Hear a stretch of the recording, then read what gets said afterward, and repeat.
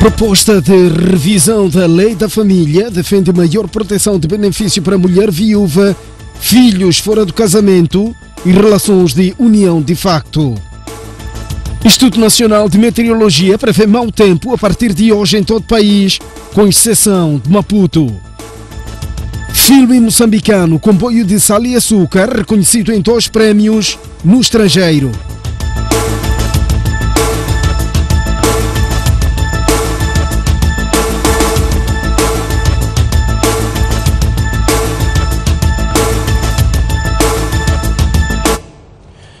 Olá, muito boa noite. Moçambique já beneficiou de 186 milhões de dólares americanos financiados pela Gavi para a compra de vacinas. A informação foi avançada hoje em Abu Dhabi durante a preparação da reunião de avaliação do impacto do programa, um evento que contará com a presença do primeiro-ministro Carlos Agostinho do Rosário.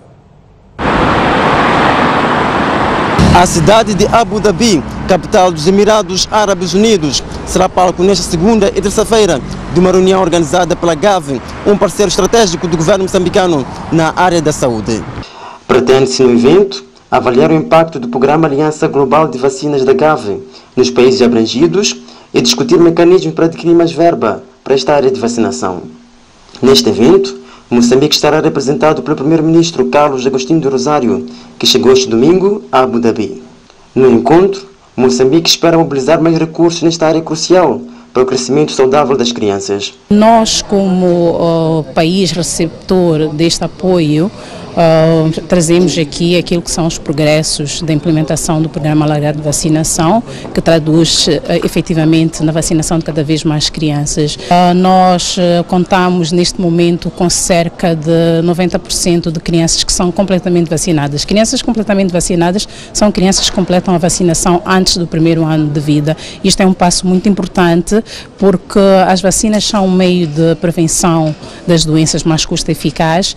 A parceria entre Moçambique e a Gavi vem desde 2001 e de lá para cá o país já foi financiado em 208 milhões de dólares na área de saúde, dos quais 186 milhões foram destinados para a compra de vacinas. Nós no país temos 2 grupos de vacinas, que são as vacinas tradicionais, que são adquiridas através de fundos do Orçamento Geral do Estado, e temos as vacinas apoiadas pela Gavi, que são nomeadamente a vacina pentavalente, a vacina contra o rotavírus, temos a vacina contra as pneumonias, que é a PCV, e temos também a vacina contra o sarampo e a rubéola, e também a vacina contra a polio. Portanto, é um financiamento importante.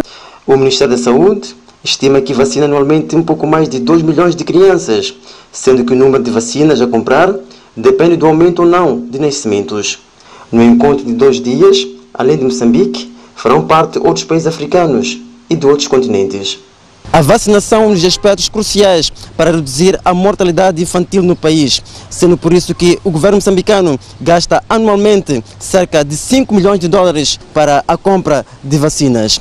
Imagens são de Isaac Langa, Raul Mossing, de Abu Dhabi, para a STV. O governo moçambicano e o Banco Mundial vão investir acima de 55 milhões de dólares para reabilitar hectares de regadios à escala nacional a partir de 2019 no âmbito do programa, ou melhor, projeto Irriga. Com a iniciativa, espera-se incrementar os níveis de produção de arroz. Segundo o Ministro da Agricultura e Segurança Alimentar, o projeto de irrigação de pequena escala, que inicia a partir do próximo ano, observa um modelo que permite a participação de outros parceiros de desenvolvimento, podendo permitir o aumento da fasquia em termos de financiamento para o setor agrário. Portanto, nós estamos a falar hoje em 55 milhões de dólares, mas de facto esses 55 milhões de dólares podem facilmente subir para muito mais.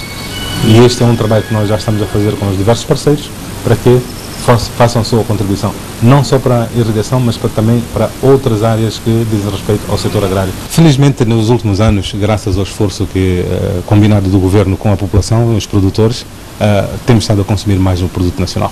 Com financiamento de 55 milhões de dólares, o projeto espera reabilitar hectares de regadios à escala nacional. Assim, o setor espera incrementar a produção do arroz. Para os regadios, o melhor é nós falarmos em termos de produtividade. Essa é a diferença.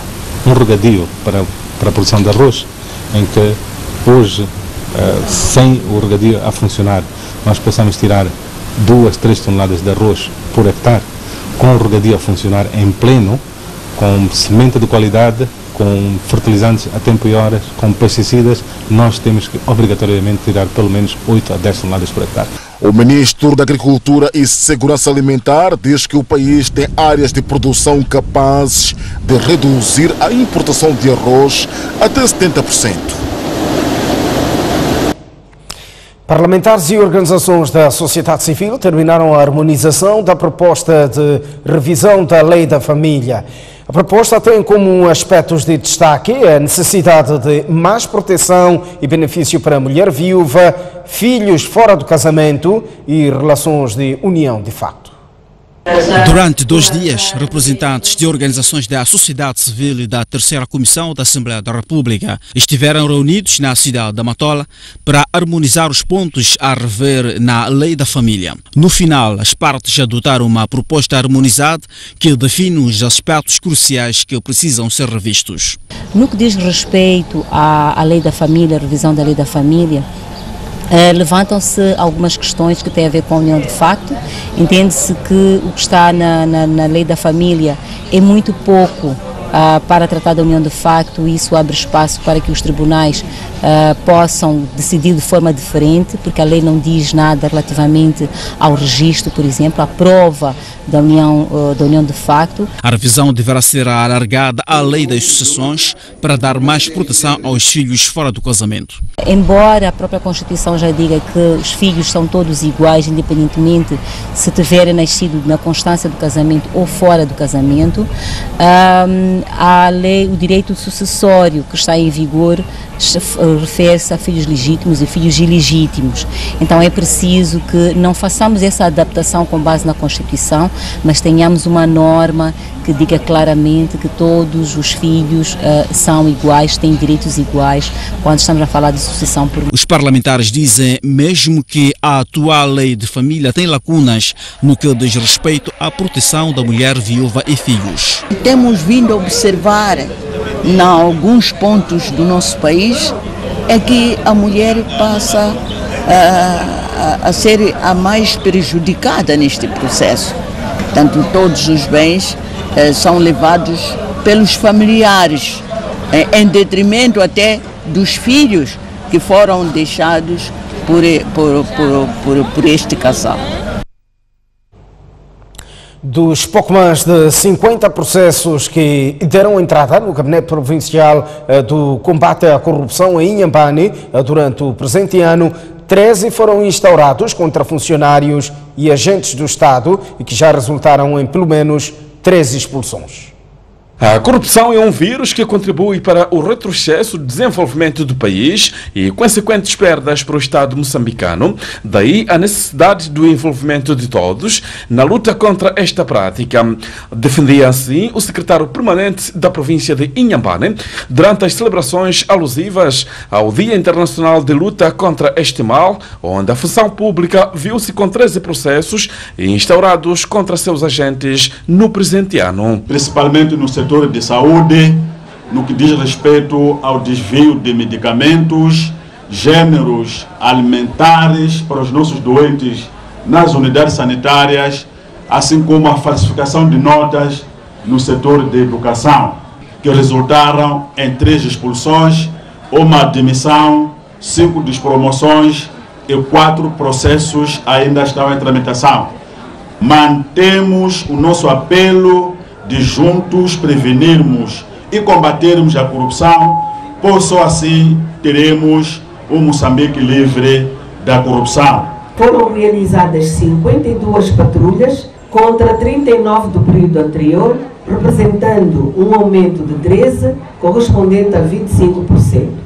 Como resultado destas patrulhas, foram detidos em flagrante delito 8 cidadãos envolvidos em atos de corrupção. Nesta província, à semelhança de tantas outras, existem organizações não governamentais que apoiam o governo no combate à corrupção e estas defendem a instrução da população sobre os principais sintomas desta doença para depois ser prevenida e combatida. Não só comemorar hoje, porque é dia 9, Dia Internacional anti-corrupção, e quiçá um currículo extracurricular possa se prever para que a criança ainda na escola primária conheça os malefícios da corrupção. Queremos continuar a trabalhar nesta área com os nossos parceiros e trazer o governo para refletir e para tomar medidas. Já tem tomado algumas, muito importantes, mas queremos que continue a fortalecer de modo que possamos fazer cada vez mais e cada vez melhor nesta área. Uma vez tratar-se de uma prática prejudicial às pessoas e ao Estado, o Gabinete de Combate à Corrupção apela à denúncia pontual deste ato, ainda na fase embrionária, para sua melhor prevenção. Dos cerca de 156 mil habitantes, apenas 16,5% da população do distrito de Niquadala tem acesso à energia elétrica da rede nacional. Estes dados foram, ou melhor, representam um pouco mais de 9 mil famílias ligadas à energia. O governo reconhece que, dada a localização privilegiada do distrito, o número é ainda muito aquém do desejado. Se olharmos para o total da nossa população, realmente podemos ficar com esta impressão. Contudo, é importante também referirmos que há passos muito largos que estão sendo dados pela eletricidade de Moçambique no sentido de superar bastante este número. Este número começou a crescer grandemente, sobretudo nos últimos 3 anos, onde as nossas ligações foram acima de 1000 famílias abrangidas, portanto, em novas ligações. Até ao final deste ano estão previstas 1.550 novas ligações de corrente elétrica ao nível do distrito de Niquadala. Todavia, a eletricidade de Moçambique, como nós sabemos, também está a deparar-se com problemas, portanto, financeiros, para poder prover serviços a tempo e também em maior número às nossas comunidades. Todavia, esse sentimento, quer da eletricidade de Moçambique e, sobretudo, do governo, é fornecer corrente elétrica a todos os cidadãos no distrito de Niquadala e não só. 4 localidades, nomeadamente Sede, Namacata, Munhonha e Nhafuba, enfrentam dificuldades no processo de ligação da energia elétrica. O Instituto Nacional de Meteorologia prevê a partir de hoje mau tempo para quase todo o país. De acordo com o INAM, com exceção de Maputo, o resto do país será afetado por chuvas e ventos fortes até terça-feira. Depois de uma semana de calor intenso, um pouco por todo o país, o Instituto Nacional da Meteorologia antevê mau tempo para os próximos 2 dias. Gaza, Inhambane e todas as províncias das zonas centro e norte do país serão as mais afetadas. Acima de 75 milímetros, mais para o interior de Gaza e Inhambane, e que teremos ocorrência de aguaceiros, trovoadas e com possibilidade de queda de granizo. Para a zona centro, temos a continuação de chuvas em regime moderado a forte para as províncias de Sofala, Manica e a parte sul de Zambésia, e teremos em regime fraco a moderada na província de Tete. E segundo o INAM, as condições meteorológicas voltarão a registrar melhorias a partir da próxima terça-feira. A partir do dia 11, prevemos um melhoramento do tempo na região, na zona centro, onde vamos ter apenas a ocorrência de chuvas fracas locais ou chuviscos dispersos. Para a zona centro e para a zona norte teremos continuação de ocorrência de chuvas fracas. A partir do dia 11, prevemos que haja ocorrência de chuvas em regime moderado mais para norte de Nampula e a parte sul de Niassa. As reservas nas instâncias hoteleiras da autarquia da Praia de Belém já estão quase esgotadas. Os gestores dizem que, apesar da crise econômica, há muita procura de acomodação para a quadra festiva. Localizada a 145 km a nordeste da capital Maputo, a praia do Bilene é um dos destinos preferenciais para passar a quadra festiva. E este ano não será diferente. A 2 semanas do Natal, boa parte dos hotéis e locais de acomodação já estão reservados. No Mula Beach Resort, por exemplo, há muita procura até para a festa do Natal, o que não é comum. Estamos com uma ocupação para final de ano na ordem de 75%. As pessoas continuam a colocar questões sob o ponto de vista de quererem fazer as reservas. Está a ser surpreendido no âmbito do Natal, que também não é muito comum as pessoas passarem o Natal aqui no resort, e neste momento já temos uma grande ocupação em termos de quartos. Já o Hotel Bilene, as casas estão todas esgotadas, estando apenas disponíveis os quartos. As casas tipo 2 e tipo 3 estão todas ocupadas, já estão quase todas reservadas. Neste preciso momento só ficamos com os quartos. Portanto, os quartos suítes é que estão disponíveis. Há alguns. Jantar de gala, música ao vivo e fogos de artifícios são as atrações que estão a ser preparadas para a festa da passagem de ano. Um jantar de Réveillon, que o ano passado foi mais ou menos 250 pessoas. Esperemos que este ano o número aumente. Vamos ter um jantar de gala, Réveillon, e vamos ter também música ao vivo. Vamos ter também o fogo de artifício. Com a abertura da ponte Maputo-Catembe, Bilene passou a ter um concorrente de peso. As praias da Ponta Douro, outro destino turístico de eleição. Ainda assim, os gestores dizem que o turismo em Bilene não está ameaçado, dadas as características particulares que a praia oferece. Acredito que sim, vai facilitar a transação para a Ponta Douro, mas em termos de ambiente, eu penso que Bilene ainda continua a ser um destino preferenciado por sul-africanos e pelo pessoal de Maputo. E que também temos as águas cristalinas, que são muito calmas, e eu penso que isso aí já traz muitos clientes para a praia de Bilene. África do Sul e Maputo são os principais pontos de partida das pessoas que procuram a praia do Bilene na quadra festiva. Vamos olhar o mundo. Milhares de manifestantes foram ontem detidos na França durante os protestos dos coletes amarelos, que resultaram em mais de 100 feridos e vandalização de propriedades privadas. Os manifestantes prometem mais protestos pela saída de Macron do poder, neste caso, no próximo sábado. O que o governo francês mais temia aconteceu este sábado. Os coletes amarelos voltaram às ruas com mais violência, desta vez para exigir mais redução do custo de vida e saída do presidente Emmanuel Macron do poder, acusado de favorecer os ricos.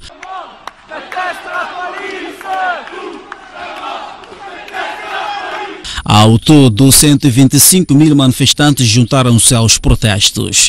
A polícia teve de usar gás lacrimogéneo e jatos de água para conter os manifestantes. Quase 200 pessoas ficaram feridas e 1.385 foram detidas pela polícia francesa. O governo francês voltou a pedir o diálogo com os coletes amarelos.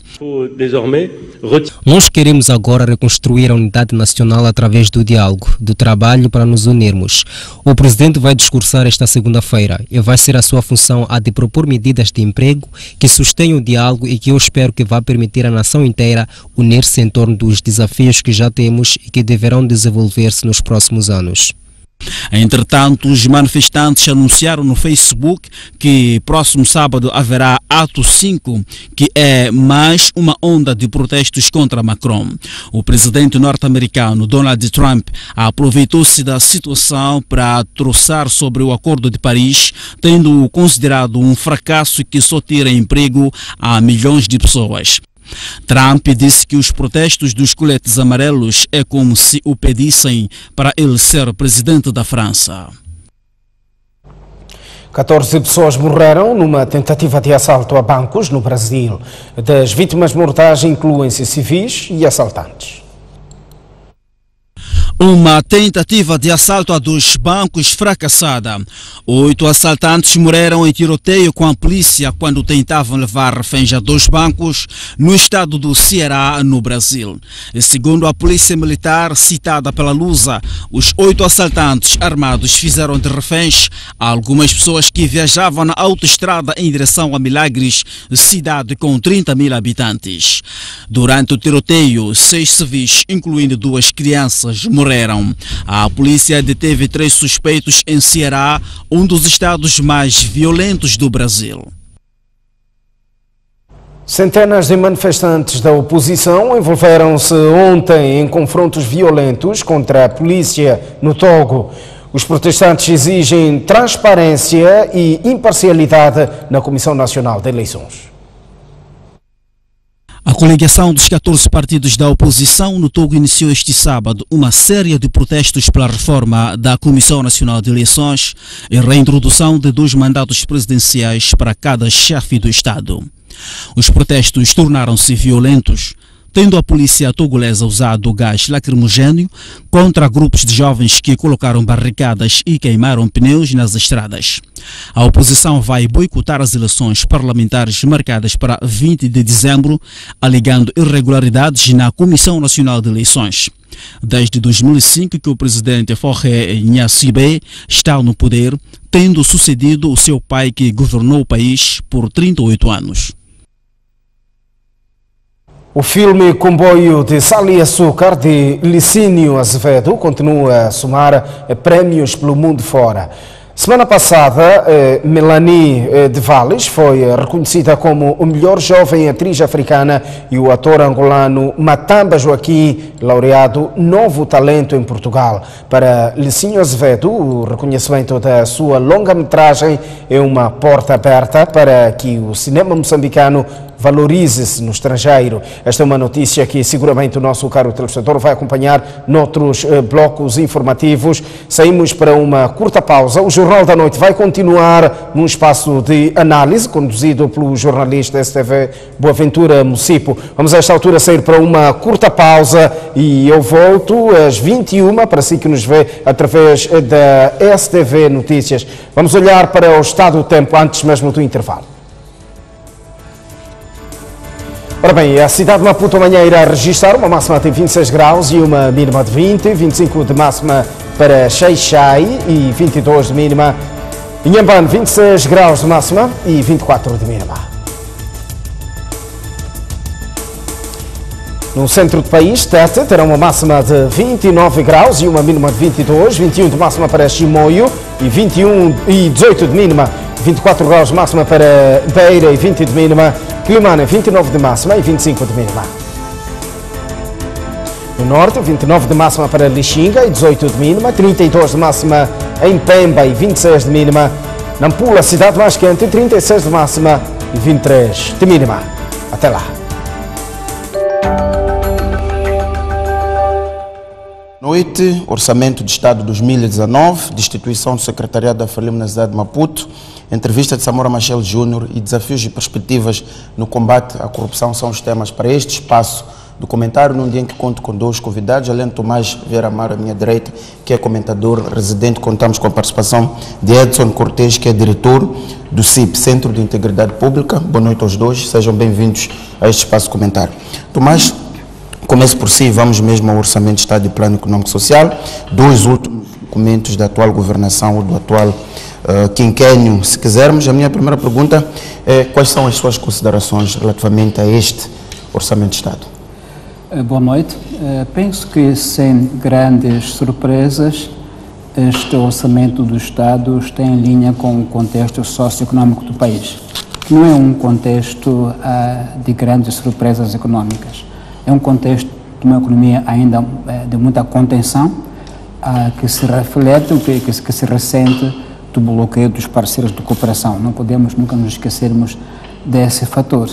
Ainda assim, há um esforço neste orçamento de algum reforço a problemas, a questões sociais. a componente social aparece com algum destaque, desta vez merece o nosso apreço por aí mesmo, mas repito que não tem muitas surpresas, mesmo em comparação com o orçamento ora em fim de exercício com o fim deste ano. Então não tenho, digamos, muitas novidades para destacar neste orçamento que possam tirar o contexto de um país ainda em crise econômica e que se reflete na forma como distribuiu os recursos que tem.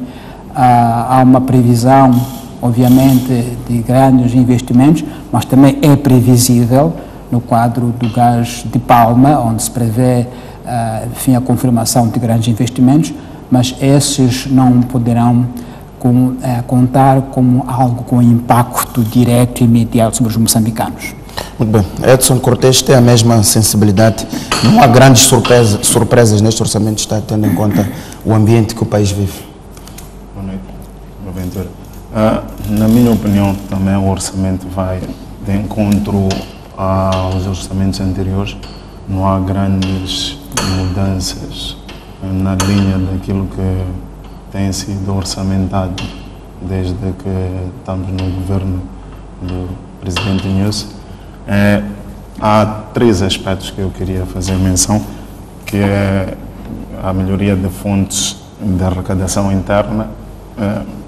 Isso também vai de encontro com a perspectiva de fazer face à falta de uma importante entrada de financiamento que era por parte do apoio direto ao orçamento dos parceiros da cooperação, e como não há esse dinheiro, há necessidade de a base tributária interna ser aumentada.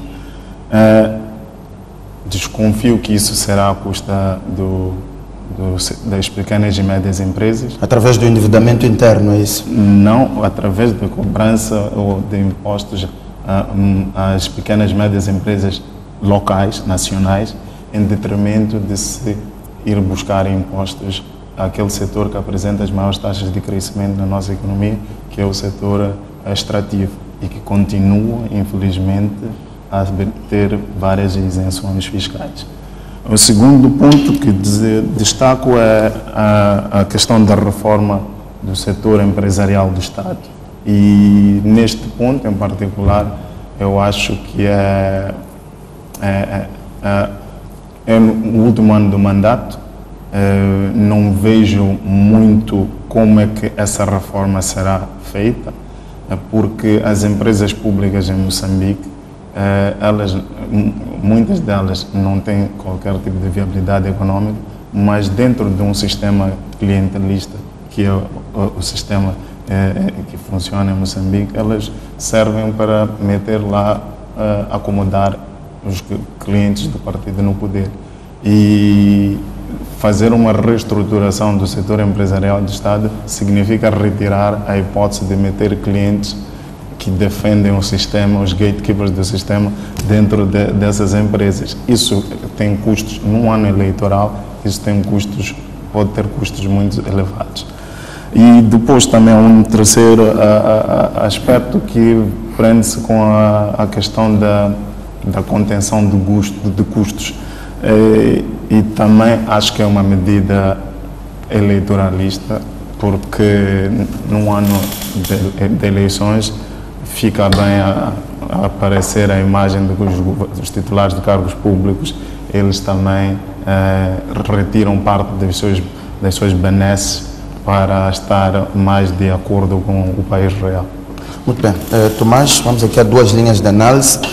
Como disse, este orçamento e plano econômico social são os últimos deste quinquênio. Olhando para este documento e fazendo uma avaliação do plano quinquenal do governo, que foi a bússola de orientação da atual governação, qual é a avaliação que faz? Acha que serão atingidas as metas que foram estabelecidas ao nível daqueles que são os principais vetores? E a seguir a isso, vamos buscar as palavras do ministro Maliano na Assembleia da República, que apresentou algum inconformismo relativamente à falta de reconhecimento do trabalho que o governo tem estado a fazer e o fato de sermos críticos de nós próprios. O ministro Maliano fez este discurso mais ou menos 1h30 a tentar explicar que é preciso que os moçambicanos, ao nível da Assembleia da República e de outros setores, deem apoio àquilo que está a ser feito. Bom, primeiro destacar que o plano quinquenal do governo, agora na fase terminal, é a materialização do programa do partido quando foi às eleições para este mandato em 2014.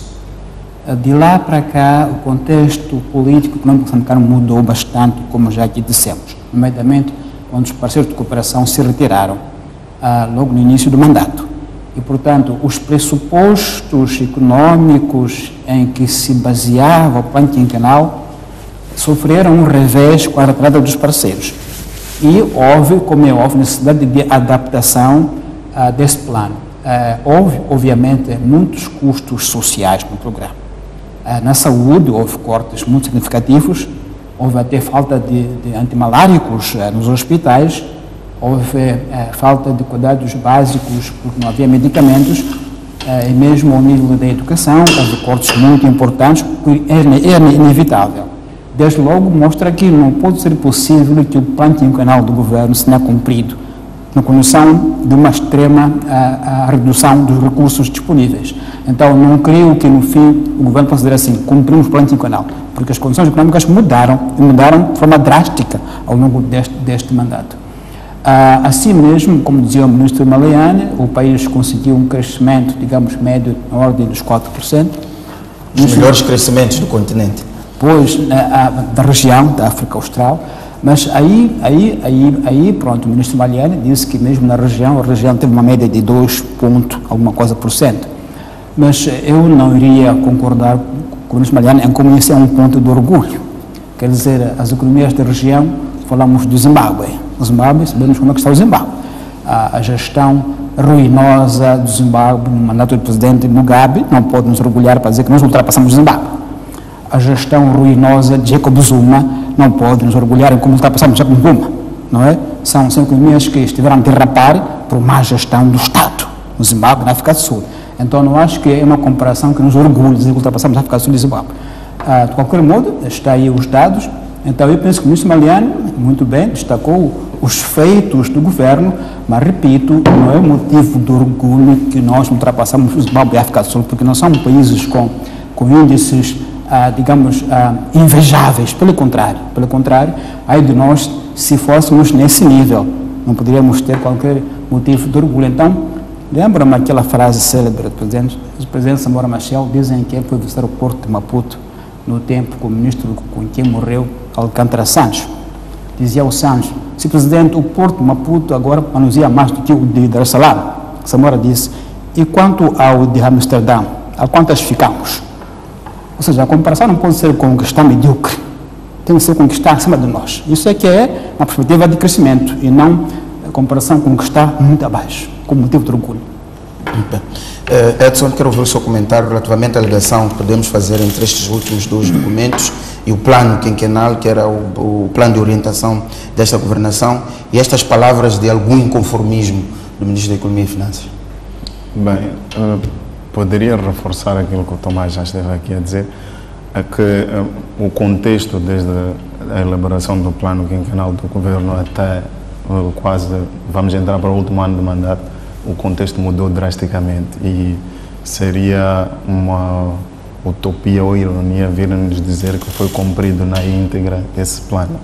Mas pegando as palavras do ministro Maliane, que faz uma crítica ao facto de estarmos constantemente a criticar, eu julgo que no dia a dia nós, os moçambicanos, vemos como o país está mal e seria algo extraordinário se nós viéssemos e batêssemos palmas ao desempenho do governo. E muito desse mau desempenho também deve-se ao facto de determinadas ações que devem ser tomadas por parte do governo não estarem a ser tomadas, estarem a ser proteladas. Estas coisas estão mais por má governação ou estão mais pelo contexto próprio que o país vive atualmente?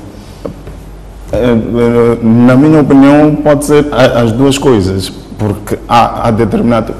Vamos pegar um caso. Por exemplo, quando a gente fala da corrupção e da questão da corrupção, nós temos e assistimos constantemente a um desfazamento entre aquilo que é o discurso político e aquilo que são as verdadeiras ações para que haja um verdadeiro e efetivo combate à corrupção. Então, o Estado moçambicano perde muito dinheiro com isso. Nós lançamos um estudo em 2016, onde, pelos cálculos que tínhamos feito, anualmente o Estado moçambicano perdia 500 milhões de dólares só em corrupção. Então, um Estado que não toma medidas para conseguir melhorar os seus desempenhos, porque não toma, porque também há indivíduos que beneficiam do status quo, não pode querer, quando os cidadãos fazem uma análise crítica, achar que estamos constantemente a criticar. Se estamos constantemente a criticar, o ministro devia parar e refletir por que os moçambicanos estão constantemente a criticar. Porque o custo de vida e a vida dos moçambicanos não está bem. O país não está bem. Muito bem, vamos avançar e vamos falar da destituição do secretariado da Frelimo na cidade de Maputo.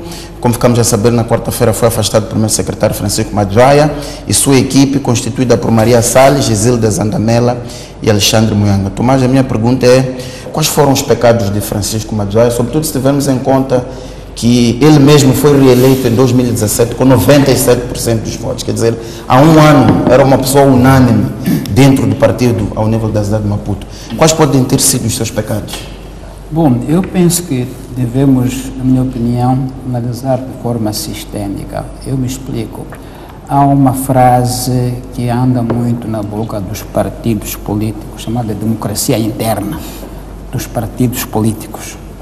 Essa frase precisa de conteúdo prático.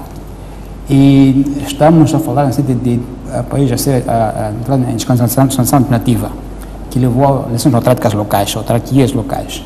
É um processo de descentralização administrativa do país que tem implicações na vida interna dos partidos políticos. Os partidos políticos têm que se adaptar a um processo em que milhares e milhares de seus militantes vão concorrer para posições públicas. E provavelmente os partidos não têm ainda organizado um esquema que dê espaço a que estes militantes concorram para os vários locais abertos para a descentralização do Estado moçambicano. E isso levanta um debate muito grande, que é um debate cultural. Se os nossos partidos estão preparados para um debate interno, uma abertura interna, em que os militantes tenham opinião e esta é tida em conta, em que há uma relação saudável entre aquela frase célebre de orientações superiores e vontade das bases. Aí há um conflito. O que é que prevalece? As bases de orientação superior. Isso são questões de estrutura do partido Frelimo, neste caso concreto. Então não é um caso pessoal do Sr. Madjoia, é um caso de como é que o partido se prepara, ou todos os partidos se preparam para enfrentar um processo de descentralização do Estado que implica que os militantes se movimentem, se candidatem e concorram para postos e pode nem todos estarem no agrado dos dirigentes superiores. E atenção que neste tipo de casos, o militante de um partido, antes de militante cidadão nacional, tem direitos constitucionais. E muitas vezes pode ser que a disciplina interna do partido possa ofender direitos fundamentais dos cidadãos. E aí podemos esperar até processos judiciais deslocados contra o seu partido. Então, eu acho que há uma fase histórica nova que se abriu agora, que vai obrigar que os partidos reflitam profundamente sobre o que é a democracia interna, como é que isso se exerce, qual é a relação entre as bases e o poder central, como é que isso se harmoniza para que não haja esse tipo de, digamos, dissonância, porque acho que isso aconteceu neste caso de Maputo e que levou à dissolução do secretário-geral do Partido Frelimo na cidade de Maputo, o Sr. Madjoia. Então, acho que é uma questão mais estrutural, mais vasta dos partidos políticos todos, é Frelimo incluso. Edson, tem a mesma ideia que este é um problema muito mais profundo que tem a ver com o funcionamento da democracia interna dos partidos? Sim, partilho da mesma opinião, tendo em conta que a gênese dos nossos partidos políticos são partidos bastante centralizadores e o processo de descentralização vai trazer enormes desafios, não só ao Partido Frelimo, mas também aos outros partidos, porque a descentralização vai trazer, vai ter que existir um meio termo entre as vontades ao nível local e as vontades das elites ao nível central. E muitas das vezes essas vontades podem não coincidir. E E se nós repararmos, por exemplo, no caso do Partido Frelimo, nos municípios que perdeu as eleições autárquicas, é simplesmente porque aquelas pessoas que foram indicadas como cabeça de listas ou como os seus candidatos ao município não eram as pessoas que ao nível da base eram as preferidas. E esse tipo de tensões, se não forem bem geridas, vão criar derrotas eleitorais que poderiam ser evitáveis tanto por parte de um partido como do outro. Aqui não quero... estamos a falar do caso Madjai, mas o mesmo vai acontecer e com muito mais frequência se não houver essa capacidade de chegar-se ao meio termo, à construção de pontos. Vai acontecer também na Renamo, no MDM e em qualquer outro partido que estiver a Portanto, há uma fronteira muito grande, como dizia o Tomás, entre as tais orientações superiores e as vontades das bases, que é preciso criar uma ponte para que haja encontro e comunhão nas ideias. Vamos avançar, Tomás, e vamos falar da entrevista de Samora Machel, que foi dada em Portugal. Ele diz várias coisas, entre as quais que continua membro do Partido Frelimo e nessa condição continua a fazer trabalho político.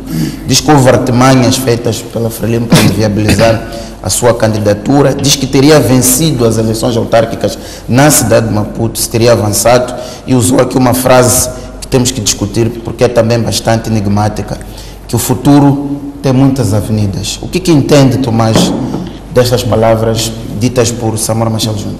Eu acho que há uma relação muito direta entre o tema que falamos há pouco tempo, da destituição do Sr. Francisco Magaia, e a entrevista de Samora Machel Júnior. Há uma relação muito clara.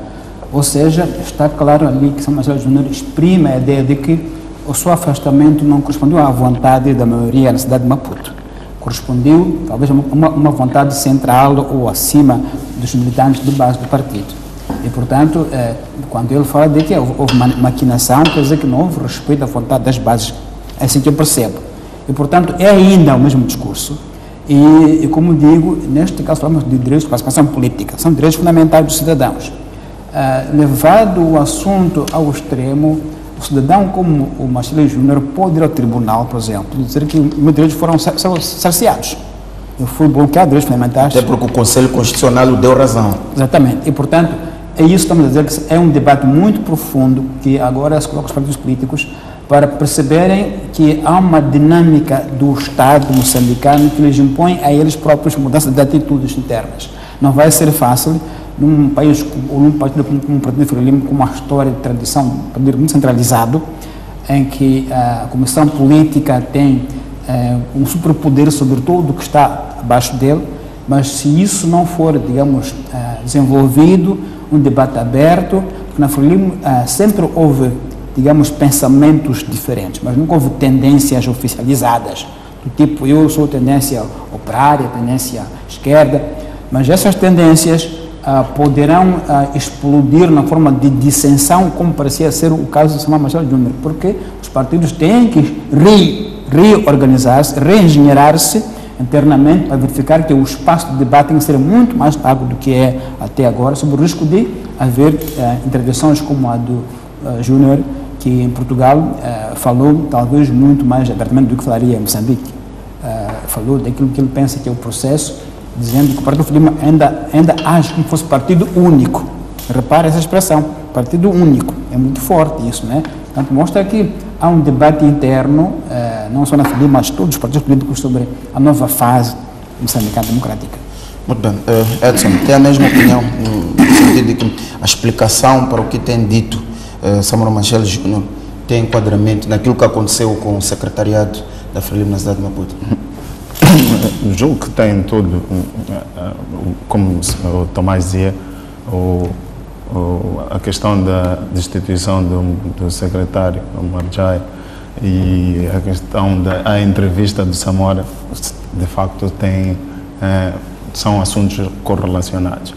Mas deixa-me dizer, eu, em todo este processo de Samora Machel Júnior e a forma como ele nos últimos tempos tem aparecido e a fazer críticas ao Partido Frelimo, eu não sei se Samora Machel Júnior o faria se tivesse sido indicado como cabeça de lista do Partido Frelimo para a cidade de Maputo. O que eu quero dizer é que Samora Machel Júnior sabia ou sabe de tudo isso que o Partido Frelimo é, se não sabe, estranho, porque é membro do Comitê Central da Frelimo. Então, sabe muito bem todas aquelas críticas que ele faz à Frelimo. Nós todos sabemos que a Frelimo é assim há muito tempo. Então, estranho que ele só agora é que venha dizer isso em público. Portanto, ele não é um corpo estranho ao partido. Ao partido. Então, ele também devia ser o agente de mudança dentro desse mesmo partido. Agora, até que ponto é que isso não será a guerra das comadres, que quando um sente-se lesado, aparece publicamente a dizer que não, eu não me vejo refletido nisto, isto é porque aqui este partido não há espaço para a democracia interna, não há não sei o quê. E imagine se ele tivesse sido escolhido, provavelmente não teria falado, mas como está numa situação de excluído, aparece a criticar numa posição de vítima. E logo alguém que em Moçambique, Samora Machel Júnior é elite política.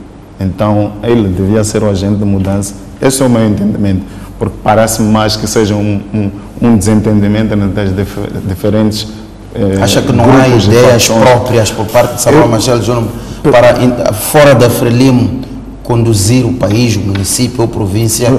Trata-se de situações internas que o descontentaram e levaram a seguir um novo rumo. Eu, pessoalmente, nunca ouvi ou não sei o que Samora Machel Júnior pensa de Moçambique, o que ele propõe como as suas ideias para Moçambique, o que ele acha sobre a saúde, a educação, a indústria extrativa, o que ele acha de Moçambique nos próximos 10, 15, 20 anos. Nunca ouvi. Também não é porque tem o apelido Machel que temos que, porque não estamos numa monarquia, isto é uma república. Não é porque tem o apelido Machel que quando ele aparece a dizer uma coisa, nós todos vamos ficar a dizer, finalmente Samora Machel. Nós, no Centro de Integridade Pública, estamos há séculos a dizer este tipo de coisas. Cada vez que publicamos um relatório, de certa forma, estamos a contribuir para mostrar este bolo que é a forma como a economia política de Moçambique funciona. Então, só quando ele se sentiu prejudicado é que ele descobriu isso. Tomás, quais podem ser as consequências deste tipo de posições? Samora Machel Júnior faz essas intervenções já há algum ano, desde que foi excluído do processo como cabeça de lista. De lá a esta parte, ele continua a identificar-se como membro do partido, como membro da Comissão Central. O partido não tomou nenhuma posição também relativamente a ele, mas ele continua bastante contundente contra este mesmo partido. Como é que olha para a forma como a própria Frelimo está a gerir este dossiê? O que dizia o Cortês é como nós não conhecemos os pensamentos do Samora Machel Júnior sobre políticas públicas, sobre o que ele pensa da saúde. Eu também já o disse uma vez, que não conhecia nem a voz dele, já disse uma vez. Mas o fato de ele ter concorrido internamente e ao ser rejeitado, ter recorrido a uma ONG Ajudem, para assim mesmo ir concorrer, mostra que tem alguma convicção. E creio que teve o mérito de, pelo menos, despoletar um debate interno na Frelimo, que me parece inédito, porque não me parece que tenha havido um caso semelhante antes, em que um militante da Frelimo que internamente não passe do concurso vá por outras vias insistir naquela posição. Isso trouxe um debate. Naturalmente que, não conhecendo nós o potencial de Samora Machel Júnior, como é um político que ele pensa, de facto o que ele faz é explorar o nome dele, não há qualquer dúvida sobre isso. Quer dizer, ele mesmo Comitê Central da Frelimo, por quê? Qual é a obra dele que fez? É por causa do nome, certamente. E, portanto, o nome está lá e ele faz do nome o máximo que pode. Então, eu acho que, para todos os efeitos, é um mérito dele ter provocado o debate e, em parte, essa destituição do Sr. Francisco Malhaia tem também a ver com o processo que levou à sua exclusão da lista da Frelimo. Então, para efeitos de debate interno do Partido Frelimo, penso que ele foi útil. Foi útil, penso que sim. Mas a questão que eu levantava, Tomás, a forma como o Partido Frelimo está a gerir este dossiê, não tomou nenhuma posição.